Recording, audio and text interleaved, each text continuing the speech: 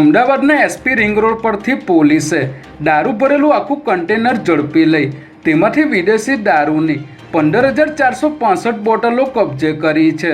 જેમાં ચાંગોદર પોલીસ સ્ટેશનની હદમાં આવેલ સંજરી પાર્કિંગ પ્લોટમાં દારૂ ભરેલું કન્ટેનર પાર્ક કરવામાં આવ્યું હોવાની બાતમીના આધારે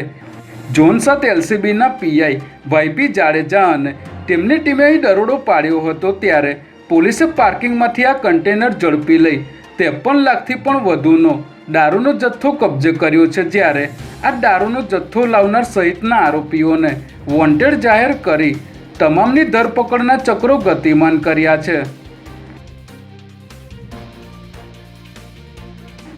વોટ ચોરી મુદ્દે દેશભરમાં કોંગ્રેસ દ્વારા વિરોધ કરવામાં આવી રહ્યો છે, ત્યારે આજે અમદાવાદમાં ગુજરાત યુનિવર્સિટી પાસે એનએસયુઆઈના કાર્યકરો મોટી સંખ્યામાં પહોંચ્યા હતા અને સૂત્રોચ્ચાર તથા હાથમાં બેનર સાથે વિરોધ નોંધાવ્યો હતો, જે બાદ એનએસયુઆઈના કાર્યકરો હાથમાં બેનર સાથે રસ્તા રોકીને રોડ પર બેસી ગયા હતા, જેથી પોલીસે તમામ કાર્યકરોની ટીંગાટોળી કરીને અટકાયત કરી હતી, જે બાદ ગુજરાત યુનિવર્સિટી બહાર પોલીસ બંદોબસ્ત ગોઠવી દેવાયો હતો।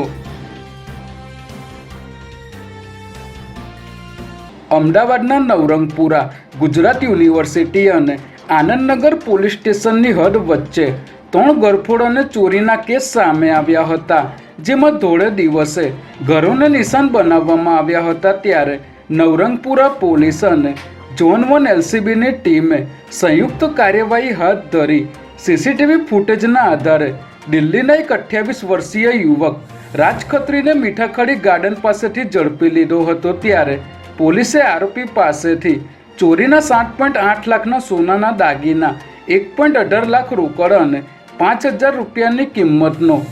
મોબાઈલ ફોન કબજે કર્યો હતો।